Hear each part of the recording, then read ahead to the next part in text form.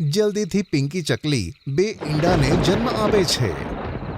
શું વાત છે મોનુજી, તમે ખુશ નથી લાગી રહ્યા? કોઈ ચિંતાની વાત છે કે શું?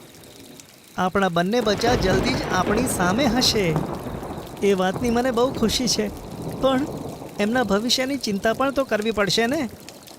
તમે કેમ ચિંતા કરો છો? આપણે બંને છીએ ને તેમને સંભાળવા માટે. તેમાં ડરવાની કોઈ વાત નથી. આપણે બંને આપણા બચ્ચાઓને ખૂબ સારી રીતે સાચવીશું. પિંકી, આજે મોસમ બહુ ખરાબ છે. છેલ્લા 5-6 કલાકથી સતત વરસાદ પડે છે. થોડી વાર પહેલાં જ રાણી મોરનીનો માળો ઝાડની શાખાઓમાંથી તૂટીને નીચે પડ્યો. એ તો સારું છે કે તેના ઈંડા ન હતા, નહીં તો આજે બહુ અનર્થ થઈ જાત.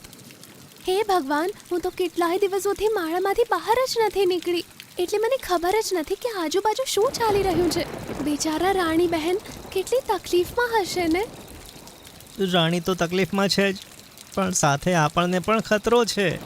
આપણો માળો પણ જાંબુના ઝાડ પર છે, અને તું તો જાણે જ છે આવા વરસાદમાં જાંબુનું ઝાડ કેટલું નબળું પડી જાય છે.